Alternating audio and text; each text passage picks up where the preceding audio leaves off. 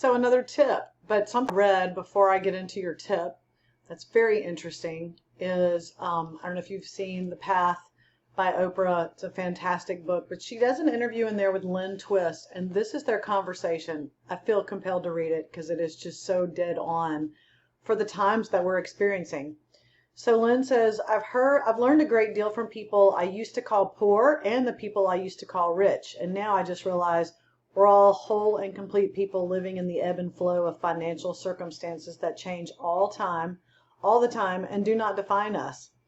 Oprah thought it was interesting how you say we question everything else. We question race, religion, circumstances, but money, you just give it the power. Lynn said, it's not that we have it, it has us. And we've assigned it more power than human life, more power than the natural world, more power than our relationships with each other. And we all know that's not true. But we live as if money's more important than anything else, and it cripples us. It gives us anxiety and suffering. Some one sense of value and worth and love and relationship that we have in life, and we become irritable and competitive and greedy. There's so much suffering in this world in people's relationships with money. There's lying. There are things people wish they had never done. Things they didn't do that they wish they had done. You know, everybody has baggage. Oprah said, because of the silent power of money, that's what you call it. Lynn said, yeah, we just think it will resolve everything. Everybody thinks, well, if I just had 30% more, everything would be fine. But 30% ago, it wasn't fine. So 30% more won't really do it, because when you get there, you want 30% more.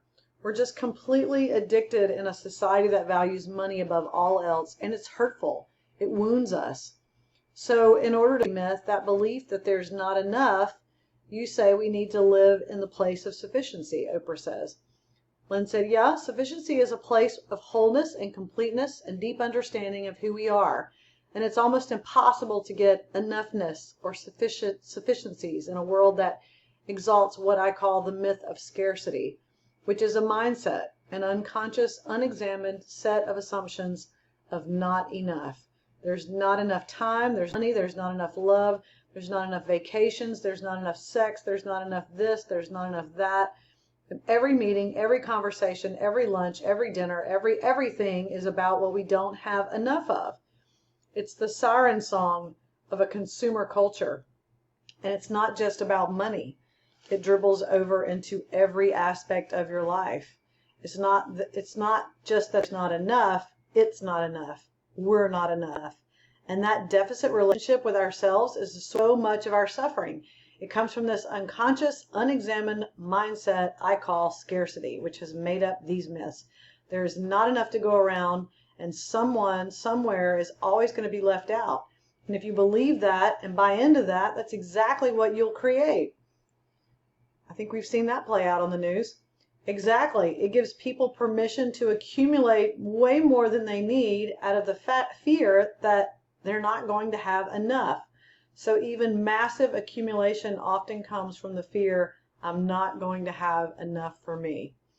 So during these times of quarantine, and people are just going nuts buying stuff that they probably will never need, stop and think about your attitude toward scarcity and your attitude toward money. And what is this a teaching time for us with our spouse, with our partner, with our children, with our extended relatives? You can do FaceTime with people now. There's still ways that you can connect, and you can really enjoy the quality time that you have without all the distractions, without all the craziness, because you are being forced to shut down. You're being forced to take some time and stay at home.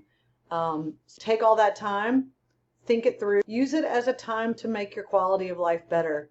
Don't live a life out of scarcity. We in America have so much more than we would ever need, and even the poorest of the poor are doing better than the poor and the average in other countries. We hear that all the time, but I've seen it play out.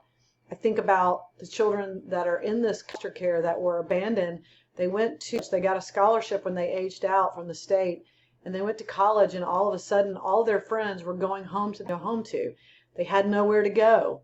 They were basically stuck. No transportation out, no place to go even if they had transportation, no money to spend on the things that they needed. Everything's tied up in their life. There is a scarcity factor there, but even so, when you think about that, you think about the fact that some kids never have the chance to go to college. Some kids never have the chance to do what even they're doing. So there's always someone better off than you are. There's always someone worse than you are. Take the time to examine your life and see where you are truly in your mindset and in your perspective of everything that's going on in this world.